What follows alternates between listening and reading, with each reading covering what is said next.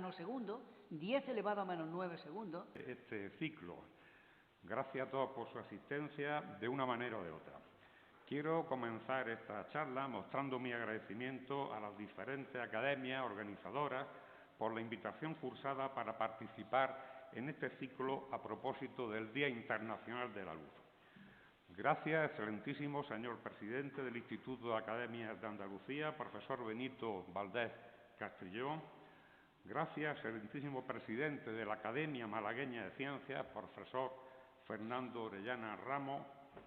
Mis felicitaciones por esta iniciativa y, cómo no, gracias, profesor, compañero Ita, por impulsar la realización de este acto a propósito del Día Internacional de la Luz y que se ha visto pospuesto por los motivos que todos conocemos. Son múltiples las facetas y aspectos a tratar sobre la luz, tanto sobre la luz en sí misma como sobre cómo influye y determina diferentes aspectos de la vida, el progreso, la ciencia y la sociedad a lo largo de su historia y en la actualidad, como se ha puesto de manifiesto claramente por parte de los dos conferenciantes anteriores. Evidentemente, hablar de luz supone hablar de sistemas y detectores de la misma. En este sentido, el aspecto en el que me voy a centrar hoy, en los próximos minutos, es en proporcionar algunas pinceladas sobre el procesamiento de la misma por este maravilloso detector y procesador de energía radiante visible como es el sistema visual humano. Es inevitable, al hablar de luz para su tratamiento, como ha puesto de manifiesto hace pocos minutos el profesor Ita, hacer alguna consideración previa sobre la naturaleza de la misma, cuestión esta que ha sido abordada, como hemos dicho anteriormente. Simplemente recordar su naturaleza dual bien establecida como onda electromagnética y como fotón. Sobre esta diapositiva no voy a insistir mucho, puesto que el profesor Ita acaba de describirla previamente. Brevemente, señalar que la identidad de las diferentes ondas electromagnéticas viene definida por su frecuencia y la longitud de onda asociada a la misma a través del medio en el que se propaga. Por lo tanto, hablar, como indicaba en el título de la conferencia, de procesamiento espectral de la luz por parte del sistema visual humano supone hablar del espectro visible. Ello nos lleva forzosamente a hablar sobre el procesamiento de las señales de color por el sistema visual humano. Después del tema tan apasionante que acaba de abordar de manera brillante el profesor Ita, tremendamente reciente, actual, potente y de futuro, volvemos de alguna manera a un tema clásico, el color, pero que ha existido siempre, seguirá haciéndolo y seguiremos formándonos cuestiones y preguntas acerca del mismo. En la siguiente diapositiva se presenta un esquema, una representación gráfica del espectro de ondas electromagnéticas ordenado según longitud de onda, desde los rayos gamma hasta la onda de radio, pasando por sus distintas regiones, rayos ultravioleta, rayos X, los límites superior e inferior del espectro visible, el ultravioleta, el infrarrojo, y como pueden observar, esa estrechita franja, tan pequeña, en el intervalo comprendido, dada la amplitud del espectro de onda electromagnética, en el intervalo aproximadamente, aquí hay diferencias de criterios según distintos autores, pero bueno, a nivel de Comisión Internacional de Iluminación está afectado a efectos de tabulaciones y cálculos. Considerar que el espectro visible está comprendido por aquellas radiaciones electromagnéticas entre el intervalo 380 nanómetros, 780 nanómetros. Como se puede observar en la curva que se presenta en la parte inferior derecha, la función de eficiencia luminosa del sistema visual humano es prácticamente nula, por debajo de 400 nanómetros y por encima de 700 nanómetros, con lo cual los cálculos, e incluso distintos autores a veces hablan del espectro visible como franja entre 400 y 700 nanómetros, pero lo correcto es una franja un poquito más amplia, entre 380 y 780 nanómetros. Por lo tanto, hablar de procesamiento espectral de la luz por el sistema visual humano, pues supone en definitiva hablar de procesamiento del color, o lo que podríamos concretar posteriormente como señal del color.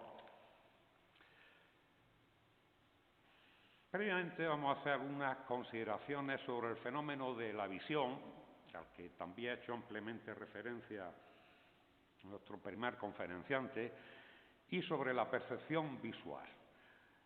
El profesor Ita, bueno, pues nos ha amenizado anteriormente con un experimento bastante intuitivo, y nos ha amenizado la charla correspondiente, bueno, pues haciendo explosionar el globo con el láser. En el campo de la visión, pues vamos un poco a jugar un poquito con algunas de estas imágenes que tenemos aquí.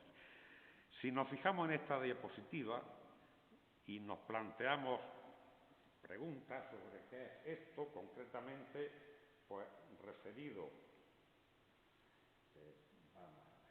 a la imagen que se presenta aquí en la parte de la derecha, pues claramente, bueno, pues cualquier observador, ustedes que están en la sala o los que están siguiendo telemáticamente la conferencia, pues podría indicar que se trata de un árbol que está invertido, pero perfectamente identifica el objeto, su forma y su color. Si nos fijamos en la otra imagen, la que se presenta aquí, a la izquierda, bueno, pues podemos empezar a tener más ambigüedades, dudas, una imagen, pues claramente, vamos, no muy definida, no sabemos identificar de qué se trata. Yo les podría adelantar de alguna manera que también es una imagen que está, al igual que el árbol, está girada 90 grados, pero en este caso no es tan fácil su identificación, ¿de acuerdo? Si enderezamos esa imagen, pues pasamos a verla de esta otra forma y puede que siga costándonos trabajo identificar algún objeto. No sé si algún miembro de la sala ya lo habrá conseguido, excepto, bueno, aquellos que conocen de alguna manera esta imagen. Pero después de observar la misma, y si yo les indico que se trata de la imagen de un ternero, una vaca, bueno, pues en principio podría sorprenderle, pero si vamos tomando un poco de pista, bueno, aquí tienen las orejas, esta es la cabeza, aquí está el hocico y aquí parte del cuerpo. Después de que detecten esa vaca, no van a ver más que una vaca en esa imagen. Aquí, en la siguiente, bueno, pues tienen algunas imágenes, en este caso pseudocoloreadas, que se presentan en esta parte, pero de alguna manera esto pone de manifiesto la complejidad de lo que es el fenómeno de la visión y el procesamiento de información por parte del sistema visual humano. Como ha indicado anteriormente el profesor Orellana, la cadena de la percepción visual, pues básicamente parte de nuestro elemento principal, objeto de estudio y análisis en este ciclo, que es la luz, en definitiva, el estímulo, que no es más que energía radiante, en nuestro caso, dentro del espectro visible, que es el sistema visual humano a través de distintas etapas. La primera etapa, que es la etapa receptora, pues está constituida por la retina y el mosaico de fotorreceptores correspondientes, tanto conos como bastones, que son sensibles precisamente a la radiación visible. La estimulación de estos fotorreceptores produce un mecanismo de fototransducción mediante el cual una señal luminosa, energía radiante dentro del espectro visible, se transforma en una señal eléctrica a partir de variaciones en los potenciales de membrana que generan impulsos nerviosos que son transmitidos al cerebro. Concretamente, el lóbulo occipital, donde se realiza el procesamiento de la información visual, como se indica en esta transparencia. Aquí, de manera muy esquemática, bueno, pues en esta primera etapa receptora, como hacíamos referencia anteriormente, bueno, pues se muestran de alguna manera ampliados las distintas partes de la etapa receptora en el proceso visual humano. La luz incide en el ojo, desencadena un proceso fotoquímico en los conos, como hemos indicado, y los bastones de la retina en su parte posterior.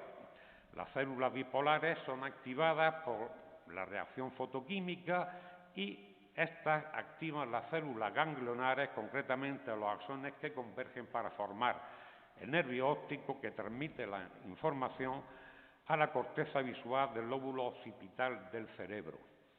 De alguna manera, a través de esta diapositiva y de la siguiente, como anteriormente nos decía el profesor Orellana, recordando a uno de sus profesores, podríamos decir que el ojo es la ventana del cerebro que nos da información o a través de la cual se accede al mundo exterior.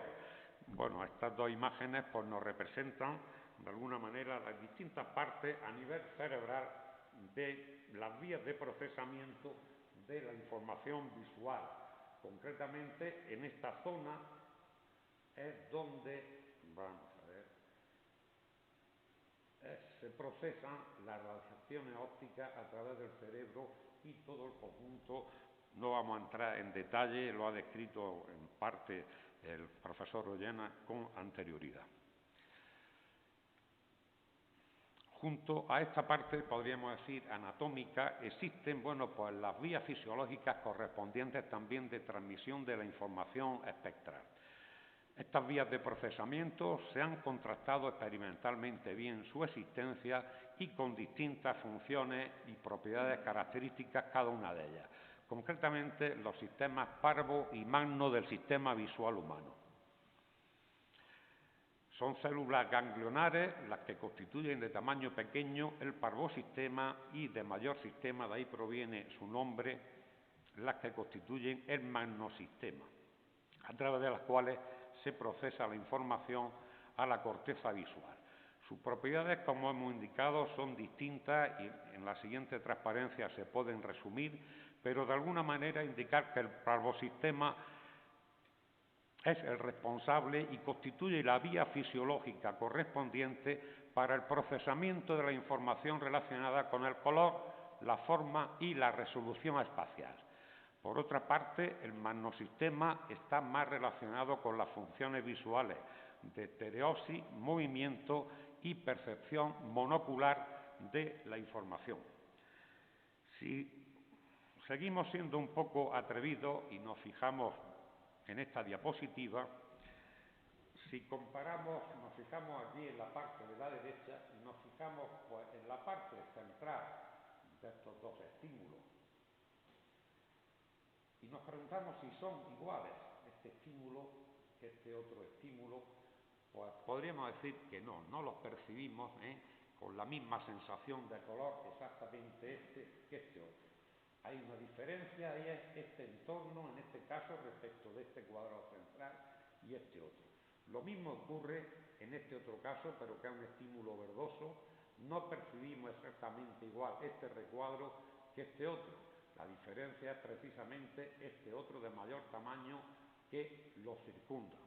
Si empleáramos un dispositivo de medida del color, que todos ustedes bien saben que existen, los colorímetros, funciona en parte teniendo en cuenta algunos factores que ahora después haremos referencia a ellos. Si empleáramos un colorímetro y midiésemos las características de esta parte y de esta otra, son exactamente las mismas, la de este que de este otro. Y este color es exactamente el mismo en términos numéricos que este otro. De alguna manera nos pone de manifiesto esta diapositiva que la percepción del color va a depender no únicamente de un estímulo en sí como tal, sino de todo lo que lo rodea y del conjunto de más estímulos que intervienen en la escena. Concretamente aquí se presentan fenómenos de contraste simultáneo y como caso de contraste sucesivo y adaptación cromática podríamos realizar un pequeño test pues fijando nuestra atención durante breves segundos en este punto central. Vamos a intentar fijar ahí nuestra mirada durante unos segundos. Lo seguimos haciendo Ahora después cambiaremos de diapositiva, pero vamos a seguir manteniendo la mirada justamente ahí, en el centro. Si seguimos manteniendo la mirada, pasaremos en esta diapositiva. No hay nada, ¿de acuerdo? No hay ninguna imagen, pero nuestro sistema visual, de alguna manera, nos está produciendo una imagen que corresponde precisamente con los colores complementarios del test que hemos puesto anteriormente, los colores complementarios a esto. Todo esto, pues, a modo de ejemplo, pues, sirva para poner de manifiesto la complejidad del fenómeno de la visión y todos los factores de los que depende. Si seguimos un poco, pues, en esta línea, vamos a fijarnos concretamente en esta diapositiva, pues, en esta especie de tablero de ajedrez, en este recuadro A y en este otro recuadro B. Si nos preguntamos cuál es la sensación que percibimos, en definitiva, si son iguales o no este otro recuadrito de esta especie de tablero de ajedrez y este otro B, y si tiene el mismo color, pues, ¿qué diríamos? Pues que claramente que no son iguales, ¿de acuerdo? Esto que aquí es una simulación, sí les quiero decir que funciona, en realidad, si lo estuviéramos haciendo y funciona el experimento, ¿de acuerdo? Entonces aquí hay una especie de máscara o plantilla aquí a la izquierda que vamos a superponerla y vamos a hacerla deslizar sobre este tablero de ajedrez. Si lo hacemos, pues podemos percibir que es exactamente igual el estímulo que se presenta aquí, el A, como el B, exactamente el mismo, ¿eh? La percepción, si damos marcha atrás, por lo tanto, va a depender del entorno y de las condiciones de observación. A título de ejemplo, también de una manera un poquito más exagerada, aquí tenemos pues, nuestro famoso cubo de color, y si nos fijamos en este cubo de color, concretamente en esta cuadrícula y en esta otra, pues los percibimos diferentes, ¿de acuerdo? Si hacemos la misma operación desplazando una máscara sobre ellos, se trata exactamente de los dos mismos estímulos de color. De alguna manera, como decíamos, recalcar en este sentido la complejidad del fenómeno de la percepción visual. No depende únicamente de factores, podríamos decir, físicos, tampoco químicos, sino depende de factores físicos, depende de factores químicos, depende de factores biológicos, depende de factores neurológicos y depende también de factores psicológicos. Y todo ese entramado y esa complejidad es la que procesa el sistema visual a efecto de dar una respuesta frente a un estímulo y que, por lo tanto, no siempre es única. De alguna manera, tal y como hemos puesto de manifiesto, en la visión intervienen distintos aspectos: el tamaño de los objetos, su forma, el campo circundante, la localización, la textura del mismo, el movimiento, la profundidad, etcétera. Y uno de ellos, pues como decíamos, es el color. Este aspecto es el que está relacionado directamente con el procesamiento espectral de la energía radiante por parte del sistema visual. Podríamos decir, se suele decir, que la percepción visual simple es la percepción cromática. Y no es tan simple, como hemos estado viendo, no es tan simple.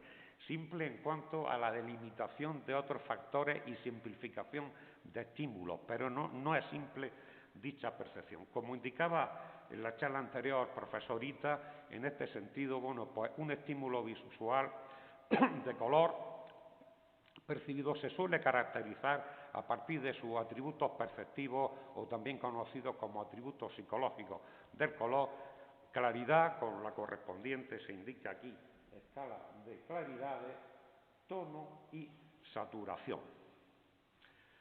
Pero bien, ¿por qué es importante el color en nuestras vidas? Y de alguna manera en esta celebración del Día Internacional de la Luz hace referencia a él. Como decíamos, inunda nuestras vidas y basta pues con reflexionar un poquito en qué aspectos no influye, no interviene el color, y la respuesta sería rapidísima, porque muchísimo más extensa si pensamos en qué aspecto interviene el color. En esta transparencia, a modo de ejemplo, pues hacemos referencia, como todos ustedes conocen, sistemas de iluminación, sector alimentario, tinta y colorantes, codificación en color, mapas de imágenes pseudocoloreadas. El profesor Orellana nos presentaba con anterioridad unas imágenes con una información magnífica a través de una OCT, pero que precisamente la información está pseudocoloreada, está codificada para obtener información a partir de dicha imagen. Industria automovilística, industria textil, arte gráfica, diseño gráfico, restauración, bienes patrimoniales, todo un sinfín de aplicaciones en los que interviene el mismo con la problemática correspondiente. En este sentido, pues bueno, pues estando tentados de cuantificar algunos de los aspectos a los que también nuestro compañero profesorita ha hecho referencia anteriormente como un mero indicador, el número de registros que en Google Scholar, no en Google, aparecen sobre el término visión es 4.900.000, esto a día de ayer, 4.970.000 registros.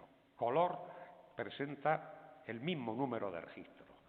Visión del color, 3.480.000. Láser, es curioso, 4.980.000 también. Y por tener una referencia comparativa en el contexto, por desgracia, actual en el que nos desenvolvemos, pues COVID-19, 1.310.000, que yo supongo que hace 4 meses pues era bastante inferior este número, y actualmente no lo es, por desgracia o por suerte, pues dado todos los trabajos de información que se están realizando al respecto. Bien, pues procede de alguna manera intentar dar respuesta a diferentes preguntas que podemos formularnos esta tarde. En ese sentido, pues plantearnos qué es el color, cómo se puede medir el mismo, cómo explicar la percepción del color por el ser humano, de qué factores depende su percepción, si todos los seres humanos perciben por igual el color, los tipos, las características, cómo detectar la visión defectiva del mismo y hacer alguna pincelada sobre problemas y retos actuales. Respecto de la primera pregunta, ¿qué es el color?, podemos tener múltiples respuestas desde distintos aspectos o puntos de vista. Y hay muchísimas definiciones y terminología asociada al color. Yo, como físico y como buen discípulo del profesor Ita, también especialista dentro de este campo, pues nos gusta tener especial consideración acerca de la definición del mismo por parte de la Comisión Internacional de Iluminación, la CIE. Una definición muy simple, muy intuitiva. Es el aspecto de la percepción visual mediante el cual un observador puede distinguir diferencias entre dos campos que son del mismo tamaño, que tienen la misma forma y que tienen la misma textura, con lo cual esas diferencias únicamente pueden ser debidas a la composición espectral de las radiaciones que lo componen. En definitiva, pues aquí se presenta una carta de color donde precisamente la diferencia entre unos recuadros y otros es única y exclusivamente debido a la composición espectral de la radiación que reemiten esas muestras previamente iluminadas si se analizara su espectro por reflexión. Hay muchas acepciones, como decíamos, del término color, pero lo que ha permitido avanzar al color y hacer de él una ciencia es precisamente el tratamiento que conlleva el concepto de color psicofísico y también el del color percibido. Cuando hablamos de color psicofísico queremos decir pues todo un tratamiento que se hace respecto de la energía radiante que puede llegar a permitir especificar numéricamente, o podríamos decir colorimétricamente, un determinado estímulo visual del color. Y a partir de ahí hacer medidas que que mediante 3 parámetros queda perfectamente especificado un estímulo de color. Pero hablamos de color psicofísico, y el término color psicofísico está referido, pues de alguna manera, a que empleamos un observador, como ahora después veremos, de referencia, un estándar necesario definir para referir precisamente las propiedades de ese estímulo visual. Cuando hablamos de color percibido, pues hablamos de los atributos perceptivos, los que hemos hecho referencia anteriormente. Y en este caso, bueno, pues entramos dentro del campo de la colorimetría avanzada y lo que conocemos como modelos de apariencia del color. Pero, ¿de qué factores depende el color psicofísico de los objetos? Pues como aquí indicamos en esta transparencia, pues vamos a ver, se ha apagado. Del objeto en sí, lógicamente, pero el objeto en sí, ¿a través de qué parámetros?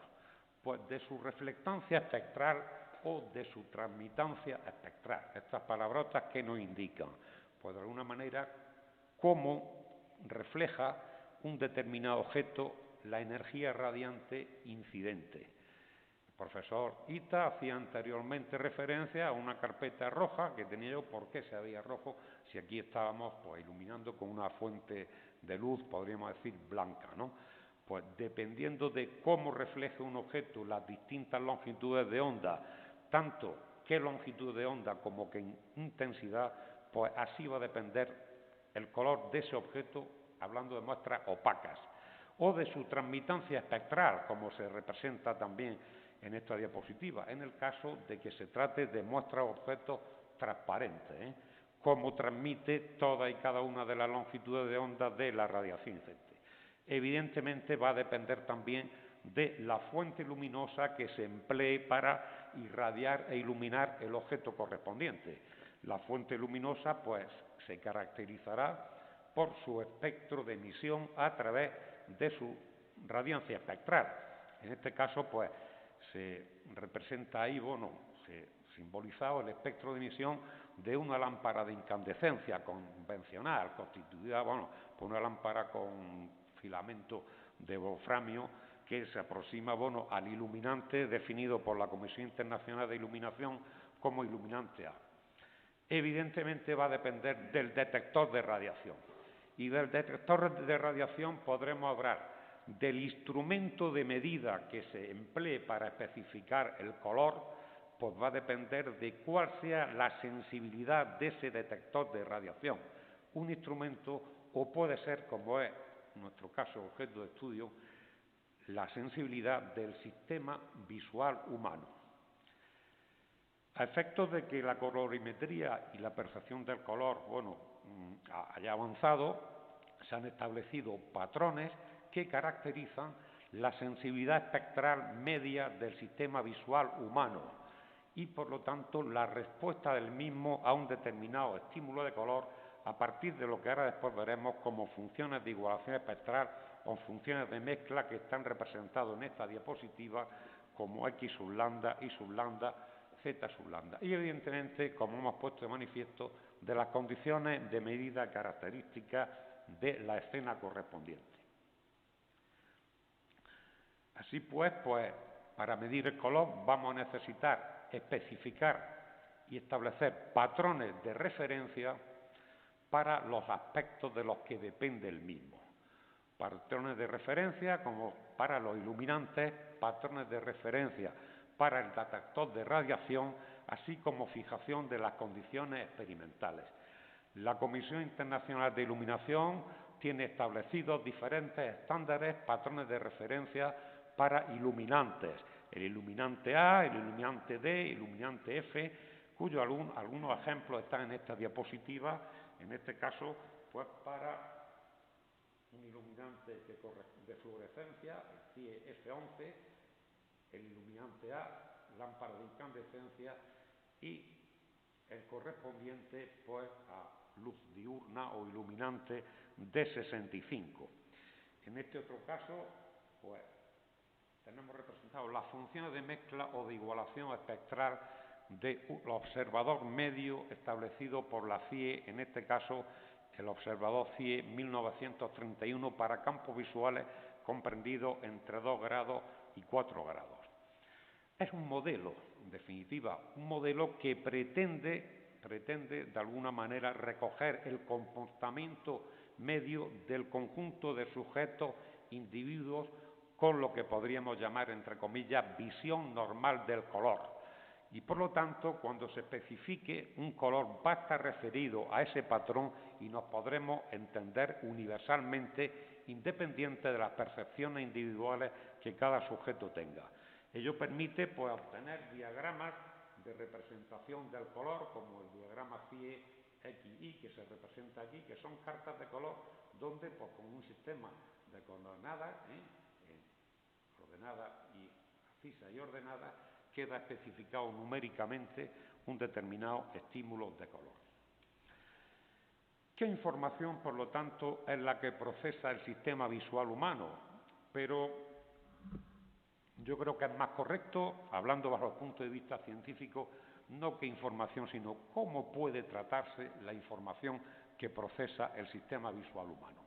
De ello se encargan, pues, las diferentes teorías y modelos de la visión del color que se han estudiado y han quedado establecidos a lo largo de la historia del ser humano, pero de que es tal, remontándonos, siempre esto ha ido asociado, pues, a las teorías y modelos de la luz, y teoría atomística y pitagórica en la etapa precientífica, hasta los modelos actuales, donde, bueno, pues la concepción y, bueno, bien establecida la dualidad onda-corpúsculo, como hemos hecho referencia anteriormente, pero todos, como veremos, tienen aspectos comunes cuyas bases están precisamente en la teoría tricromática de la visión del color.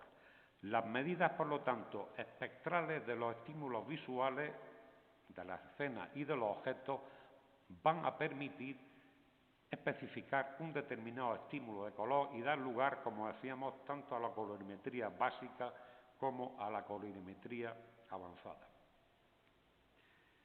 A partir de aquí, bueno, pues, ¿cómo se calcularían, a efectos de jugar con ellos, procesarlos, obtener información, las señales que emiten, de alguna manera, cuando son excitados los fotorreceptores, el mosaico de fotorreceptores que hay en retina, los responsables de la visión del color, concretamente los conos, si bien aquí hemos de decir responsables, entre comillas, porque en determinadas condiciones experimentales, campos amplios, bajas condiciones de iluminación, hay distintos trabajos y teorías que ponen de manifiesto la intrusión de la información que procesan los bastones en la información del color y distorsionan, bueno, pues algunos de los diagramas de cromaticidad a los que se ha llegado.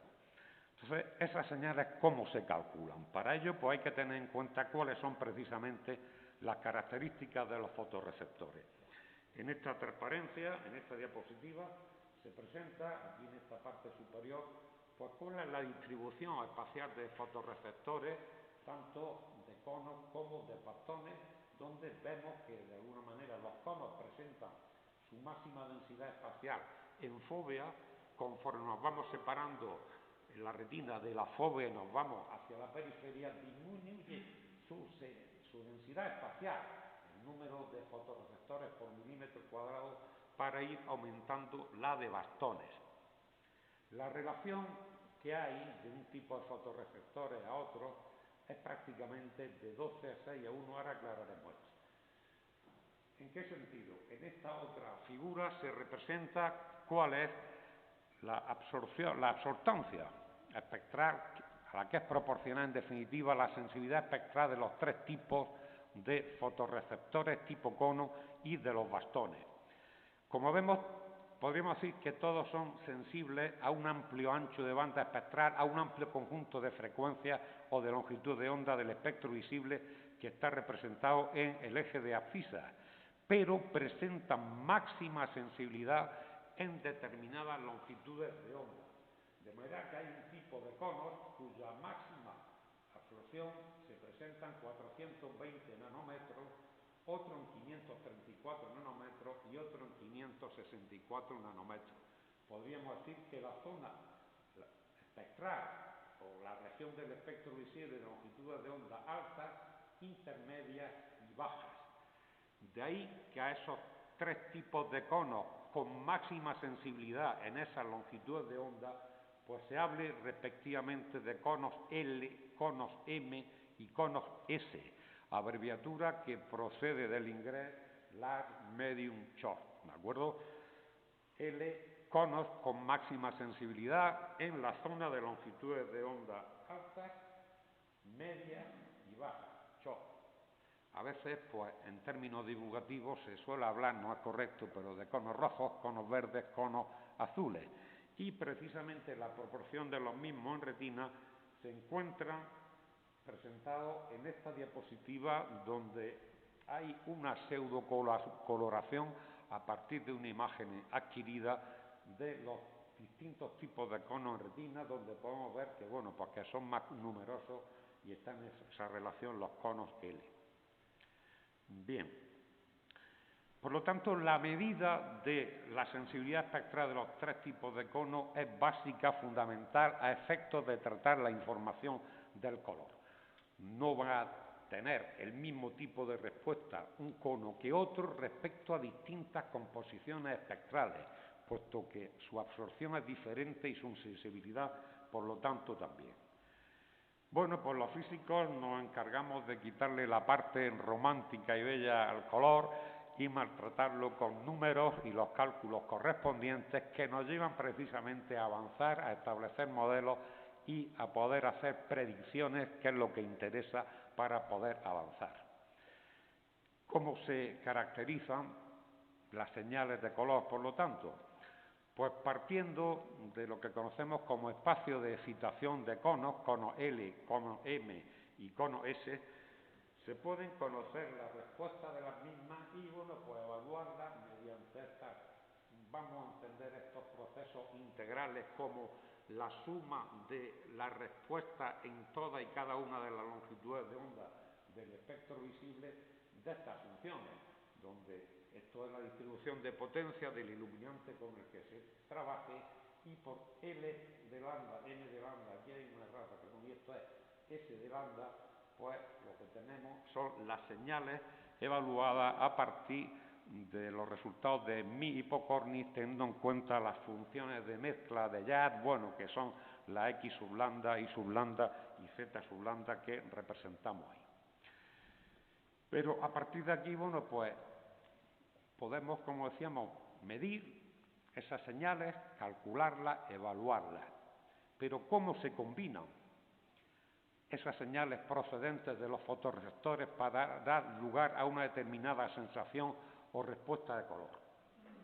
La mayor parte de los modelos y teorías que están empíricamente bien asentados, bueno, pues establecen como base común procesos oponentes de procesamiento. Procesos oponentes que ahora después pues entenderemos un poquito mejor de qué se trata.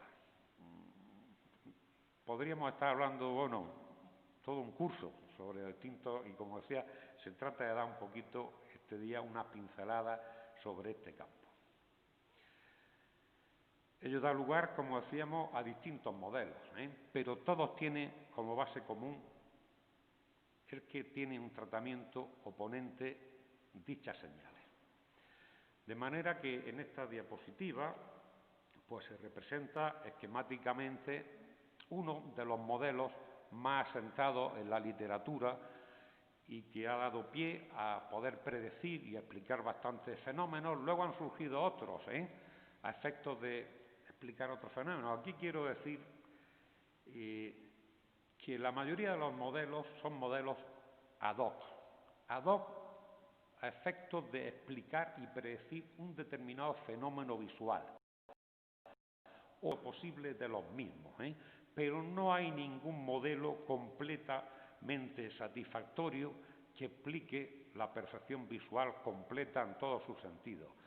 Son modelos ad hoc que, para explicar determinados aspectos, han ido surgiendo, pero en cuanto a visión del color se refiere, como decía, todos tienen como aspecto común ese tratamiento oponente.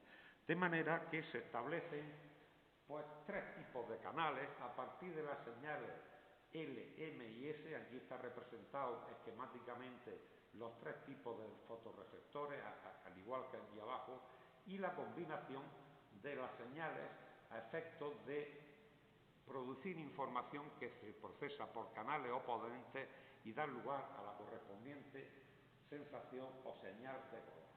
De manera que, como se indica en esa transparencia, se suelen considerar dos canales cromáticos oponentes, insisto, cromáticos y oponentes, canal rojo-verde y canal amarillo-azul.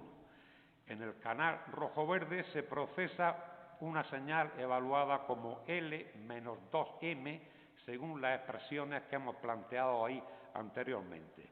Y fíjense pues que va a anteponer de alguna manera en un estímulo cuán predomina un estímulo verde, rojo frente al verde. Y además hay experiencias muy interesantes de valencia cromática por el cual precisamente nunca se dice si un estímulo es rojo-verdoso. ¿Le suena hablar de un estímulo rojo-verdoso? Nunca, ni de un amarillo azulado. Son dos conceptos antepuestos, rojo frente a verde, amarillo frente a azul. El canal amarillo-azul pues contribuye en las señales en la manera que se indica ahí. Se suma la señal L con la señal M, que contribuye fundamentalmente a la señal de claridad o de luminancia frente a la señal de los conos S. En función de que esas señales sean positivas o negativas, estamos más cerca a rojo que a verde o amarillo que a azul. Y un canal acromático no cromático, acromático no oponente, es decir, todas las señales ahí son aditivas, ¿de acuerdo? En el canal acromático no oponente, la información que se procesa es la de claro frente a oscuro, ¿de acuerdo? A partir de ahí se pueden hacer múltiples predicciones de la sensación de color que puede producir un determinado estímulo visual y establecer modelos de apariencia del color, sistemas de ordenación de color, atlas de ordenación de color, sistemas de representación del mismo. Como se indica en esta transparencia, los modelos de apariencia de color podríamos decir, y hay incluso polémica sobre si se trata de un verdadero modelo de apariencia del color, el CIELAB es el más simple, podríamos decir que sí, pero muy simple, frente a otros más complejos que hay propuestos en la literatura y que pretenden predecir la percepción de color en escenas de trabajo complejas con estímulos, con determinados campos circundantes y condiciones de color. Avanzando en la percepción, como decíamos, del color, podríamos intentar dar respuesta, o al menos formularnos la pregunta sobre si perciben igual el color todos los seres humanos. Una pregunta muy atrevida y que puede dar lugar a muchas respuestas. Como tal, en términos absolutos, esa pregunta no tendría respuesta, podríamos decir. No se sabe hasta qué punto un sujeto tiene la misma percepción de un determinado estímulo. Pero, evidentemente, se ha avanzado mucho, ¿de acuerdo? Y se ha avanzado mucho precisamente a partir de experimentos de igualaciones de color. Y lo que sí procede preguntarse, al ser el sistema visual humano y el ojo un perfecto o un magnífico instrumento de cero, quiere decir con un instrumento o un sistema que compara es hasta qué punto las igualaciones de dos estímulos de color son igualmente percibidas por todos los sujetos. Yo no puedo tener certeza segura de que un estímulo rojo, el presidente de la Academia de Andalucía lo perciba de la misma forma que yo, pero sí podemos tener la certeza, o permite avanzar con esa metodología, si comparamos dos estímulos rojos, si los percibe él, ese estímulo, igual que el otro, y yo admito esa igualación de color también. Y esa metodología es de alguna manera la que ha permitido avanzar en la caracterización del color a partir de la realización de igualaciones de color que han llevado a establecer estándares, patrones, modelos y caracterizar los distintos tipos de visión del color. Y en este sentido, pues hablar, como está ahí entrecomillado, de visión normal y de visión defectiva. Y entrecomillado porque no se trata de que sea defectiva o que sea normal, sino en términos estadísticos, pues la mayoría de la población, qué tipo de igualaciones de color admite, tolera, y qué parte de la población no es así, ¿de acuerdo? Y en términos estadísticos, pues le asignamos el adjetivo normal o defectivo, pero son cada uno, bueno, cada sujeto tiene la correspondiente visión del color. Esto da lugar y abre por lo que es el campo, por lo tanto, correspondiente al estudio de las anomalías de la visión del color o lo que conocemos como discromatopsias. En términos, podríamos decir, vulgares, a nivel de calle, pues el famoso término daltonismo. Daltonismo pues proviene de que Dalton, que fue uno de sus estudiosos en su día, pues padecía de una discromatopsia, ¿de acuerdo? Y si le decimos esa palabrota a algún ciudadano a nivel de calle, pues nos pondrá cara de póker, pero si le decimos daltonismo, pues ya se sitúa un poquito o tiene ligeramente una idea. Y podríamos considerar básicamente dos tipos de anomalías asociados a su origen. Las congénitas, que como su nombre indica, tienen naturaleza hereditaria y va asociado pues, a las leyes correspondientes de la herencia y los cromosomas, y las adquiridas. Las congénitas son las que en mayor porcentaje se presentan en la población. Es un porcentaje nada desdeñable, nada despreciable, pues del orden del 8,5, si bien la población masculina es la que la presenta con mayor prevalencia, prácticamente un 8%, y la población femenina del orden del 0,5%, porque puede que no la presente, no tenga una visión defectiva, anómala del color, pero sí lo transmita con las correspondientes leyes de la naturaleza y la herencia. Actúan, en este caso, más que nada como portadoras. Ese 8,5 es un tema nada despreciable y fíjense, como decíamos con anterioridad, dada el alto número de información sobre el color en la sociedad actual y codificación del mismo en distintos aspectos, pues la importancia que tiene, y tan es así que en muchísimas profesiones para el ejercicio de la misma es necesario, en algunas cosas obligatorias, en otras sería recomendable una visión, podríamos decir, normal del color. La adquirida presenta un porcentaje más bajo y van asociados a determinadas patologías o a la ingestión temporal de ciertos fármacos.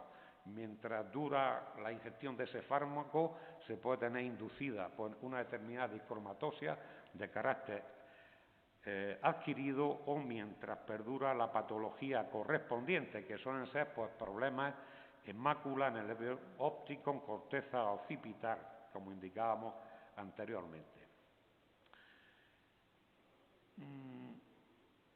Los tipos a efectos de emplear pues, unos términos que pueden parecer farragosos, un poco engorrosos, terminológicamente hablando, pues como ahora después veremos. Yo suelo recomendar emplear una sencilla regla mnemotécnica, que es la siguiente. Normalmente los primarios de color pues están referidos como primarios RGB, proviene también del inglés, rojo, verde, azul, y suelen ser los primarios con los que se realizan las mezclas de color o igualaciones de color para igualar un determinado estímulo dado.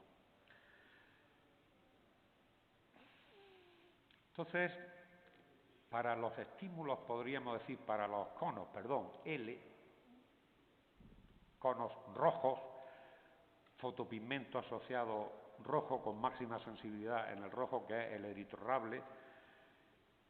Protos significa primero, en griego.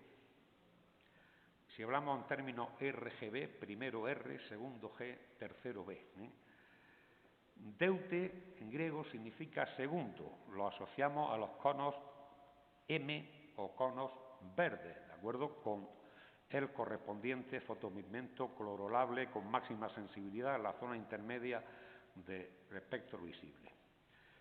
Y tritos, pues asociado a tercero, ¿de acuerdo? Fotopigmento azul. De aquí pues nos vamos a quedar con estas, podríamos decir, raíces asociadas a conos L o rojos, M o verdes, S o azules.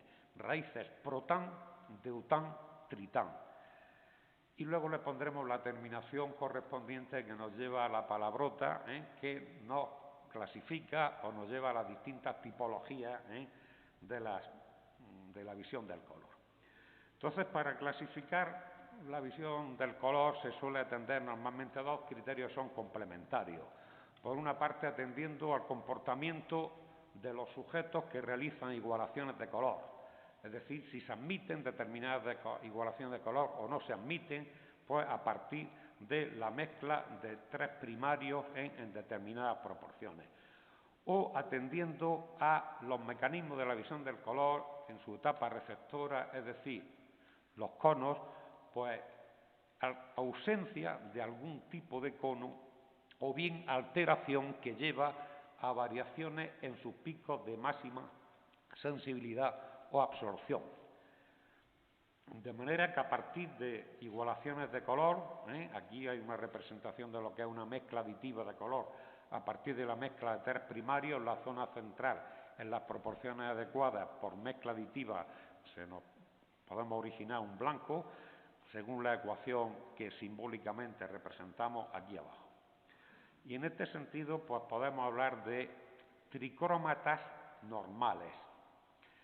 Tricrómatas normales son los que un determinado estímulo de color lo igualan mediante la mezcla en tres proporciones adecuadas de tres luces de color RGB.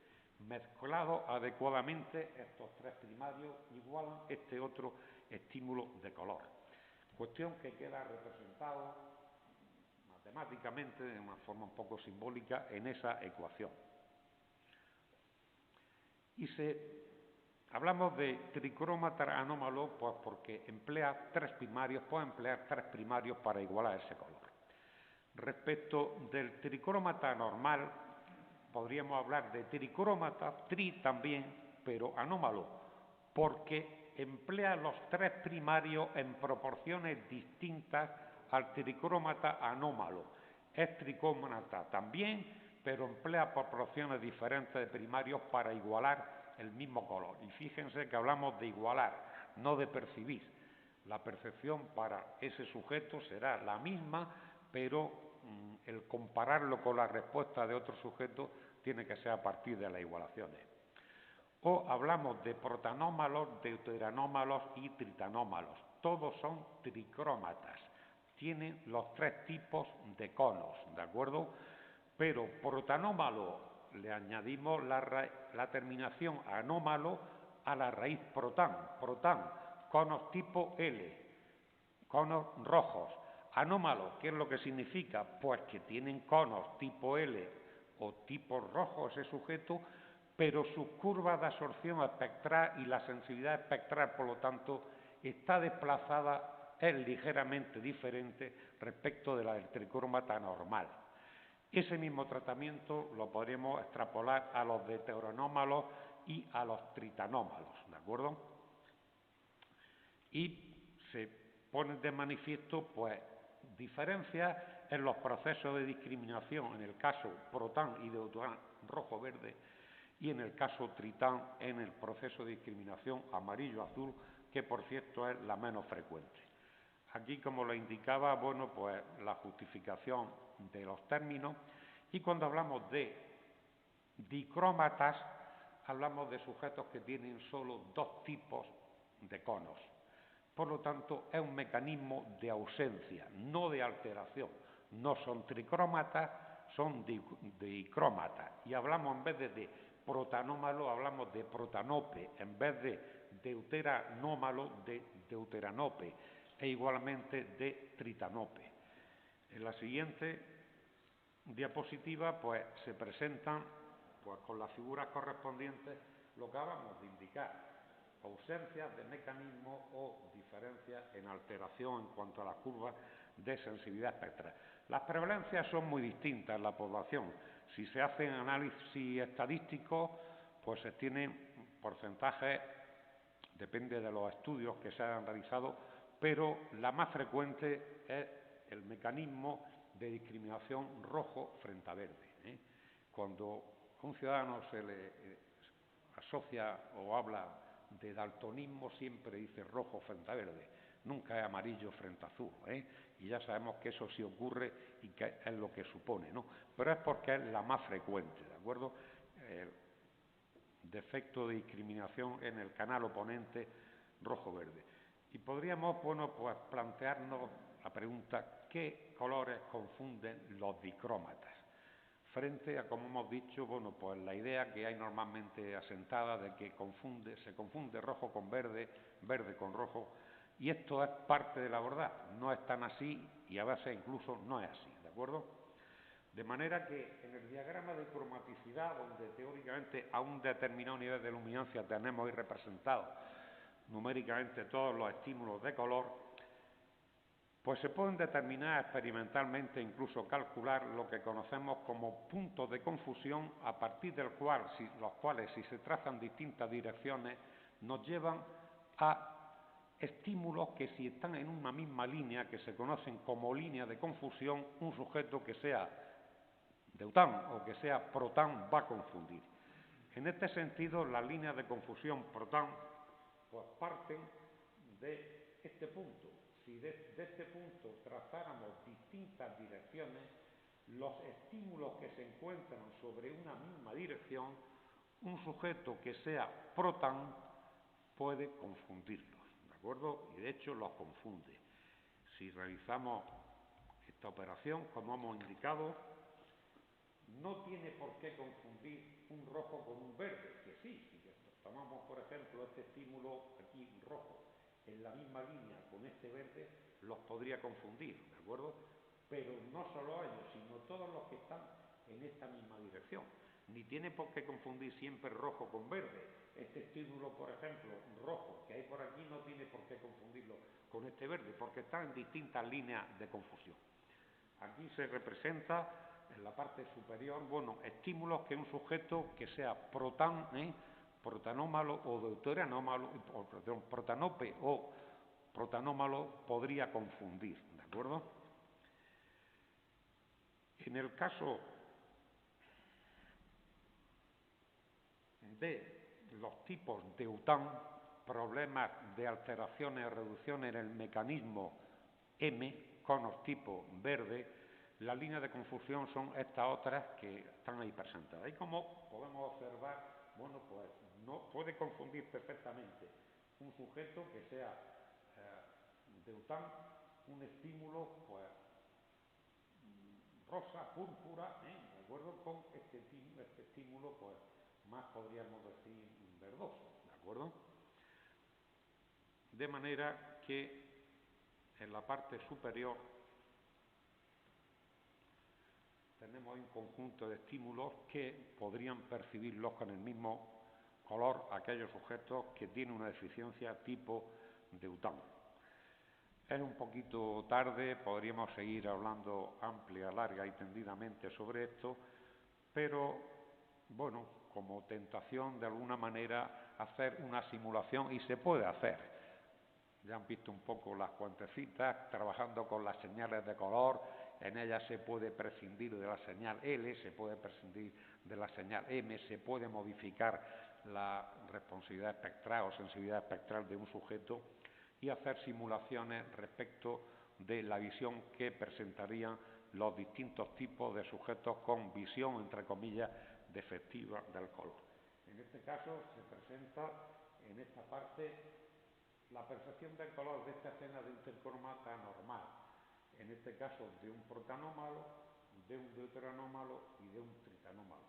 Como vemos, pues son bastante diferentes, Si hablamos pues de una obra de arte, por ejemplo, bueno, pues aquí tendríamos respecto del tricrómata normal la percepción simulada por parte de un protanómalo, de un tritanómalo o de un deuteranómalo, ¿de acuerdo?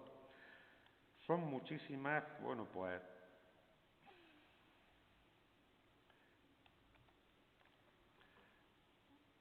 los campos a los que cabe dar respuesta y retos establecidos. Evidentemente, anteriormente se ha presentado alguna de las pruebas que se emplean para realizar pruebas de visión y detección de las anomalías correspondientes. Son muy abundantes. No todas son igual de específicas, unas funcionan mejor que otras. Es muy importante emplearlo en determinadas condiciones para las que se han diseñado, en cuanto al iluminante se refiere, y condiciones de observación.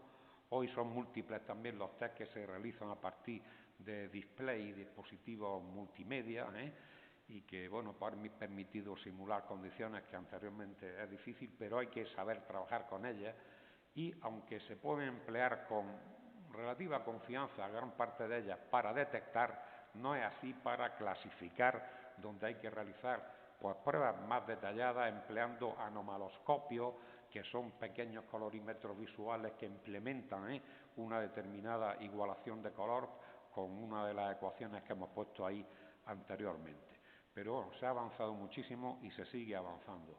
Y aquí, bueno, pues hay que tener mucha precaución con algo que, si alguien pregunta, le voy a dar la palabra al profesor Ita, pues porque es especialista y ha sido, bueno, pues coautor de uno de los trabajos publicados recientemente con bastante aceptación, que precisamente desmantelan y desmitifican una idea que se ha estado publicitando falsamente sobre gafas, entre comillas, que corrigen la visión defectiva del color. Eso es un engaño a la ciudadanía y hay que decirlo claramente, y más desde el mundo académico. El profesor Ita ha publicado hace poco en una revista de alto impacto, OptiExpress, una publicación al respecto sobre ello. Y bueno, pues hay que ser muy crítico y cauteloso con todas las cuestiones que se plantean al respecto. Como indicaba anteriormente, pues retos hay muchísimos. Uno de los problemas fundamentales, concretamente dentro de la percepción del color, no vamos a entrar en detalle, daría lugar para un máster casi, ¿no?, es el problema del metamerismo. El metamerismo es aquella propiedad por la cual objetos que producen la misma sensación de color bajo unas determinadas condiciones experimentales, cuando cambia una de ellas, se rompe la igualación de color. Aquí está un poco esto simbolizado gráficamente para un determinado tipo de metamerismo, concretamente metamerismo de iluminantes, que dos muestras son iguales bajo este iluminante. Si cambiamos el iluminante, sorprendentemente se rompe la igualación. Todos ustedes conocen qué sucede cuando bajo unas determinadas condiciones pues se comparan dos muestras de tela en un establecimiento de tejidos, y se va a comprar una muestra, ha faltado tela, se compra, se percibe igual, y eso es bajo un determinado iluminante, una lámpara de incandescencia, salimos con luz diurna y se rompe la igualación. Pueden imaginar que es un problema tremendo en la reproducción del color en la industria, ¿de acuerdo? Y podemos hablar de múltiples tipos de metamerismo, metamerismo de observador, metamerismo de iluminante, tantos cuantos factores de los que depende, como decíamos anteriormente, el color. Las igualdades son bajo unas determinadas condiciones. Entonces se está trabajando bastante porque es un problema serio industrial, el problema de metamerismo. Por otra parte, hacia una colorimetría fisiológica, donde los observadores, patrón, los estándares establecidos, contemplen poblaciones con un amplio conjunto de edades, donde se tengan en cuenta cuáles son las propiedades de transmitancia óptica, por ejemplo, de los distintos medios oculares, y establecer, por decirlo de alguna manera, franjas de edad a efecto de poder predecir para todo el conjunto de la población los colores percibidos. Y por lo tanto, bueno, pues ir caminando hacia un modelo visual lo más completo posible. Bueno, no van a poder examinarlo con detalle, pero bueno, la perceptiva recomendación son múltiples las obras en este sentido y algunas de ellas. Pues muchísimas gracias por su atención.